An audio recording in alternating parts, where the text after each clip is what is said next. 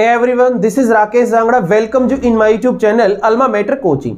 आज इस वीडियो में हम बात करने वाले हैं एसएससी सीजीएल का जो 2022 के अंदर जो दिसंबर में आपका एग्जाम हुआ है, उस एग्जाम में सभी शिफ्टों का जो एग्जाम था, सभी कैंडिडेट्स का जो प्री एग्जाम था वो कंप्लीट हो चुका है. और बहुत सारे बच्चे जो हैं वो मेंस एग्जाम की प्रिपरेशन के रिगार्डिंग बहुत ज़्यादा टेंशन में है कि सर मेरे को मेंस की प्रिपरेशन करनी चाहिए या मेरे को किसी और एग्जाम का प्रिपरेशन की तैयारी करनी चाहिए, क्योंकि बहुत सारे बच्चों को प्री एग्जाम के अंदर क्वालिफाई होंगे या नहीं होंगे इस बारे में डाउट बना हुआ है.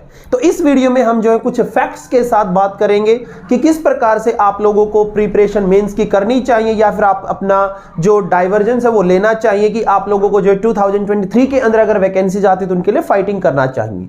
सो सबसे पहले मैं यहां पे कुछ डाटा आपसे एनालिसिस करता हूं.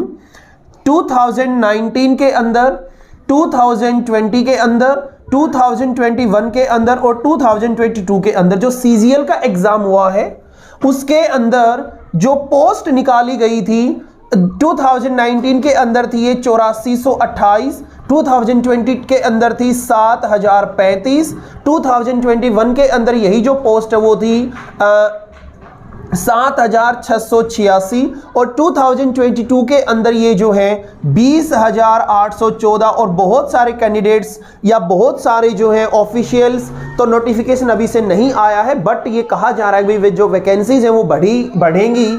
तो ये जो वैकेंसीज है लगभग 37,000 या 36,000 के आसपास मानी जा रही हैं.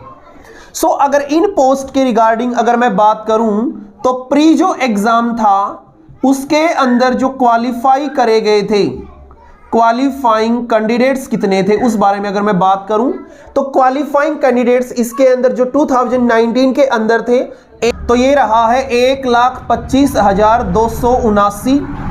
इसके अलावा 2020 के अंदर जो थे 1,14,135. और अगर मैं बात करूं तो ये लगभग जो है 14 गुना थे, ये भी लगभग 16 गुना थे.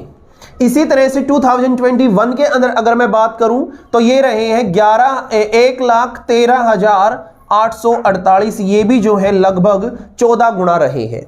इसी प्रकार अगर मैं 2022 के अंदर बात करूं तो आप लोग एवरेज मान सकते हैं, एवरेज के बेसिस पे 15% कि जो है 15 गुना कैंडिडेट्स को जो यहाँ पे क्वालिफाई करने की अगर यहाँ पे जो ये मुहिम है इसी के बेसिस पे अगर ये 15 गुना कैंडिडेट्स को पास करते तो आप लोग मान सकते हैं लगभग 3 लाख कैंडिडेट्स जो हैं वो यहाँ पे प्री के अंदर क्वालिफाई किए जा सकते हैं.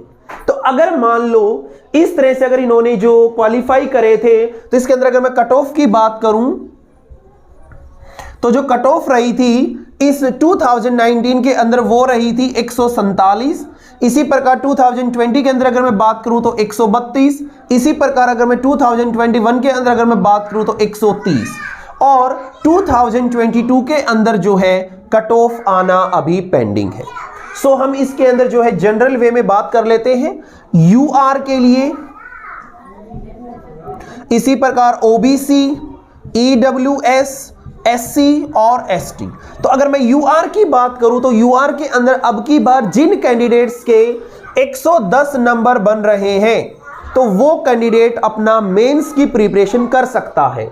इसी प्रकार अगर मैं ओबीसी की बात करूं तो जिस कैंडिडेट्स के 105 नंबर के लगभग बन रहे हैं तो वो उस कैंडिडेट को भी जो है ओबीसी के अंदर 105 नंबर वाले को प्रिपरेशन मेंस की कर लेनी चाहिए.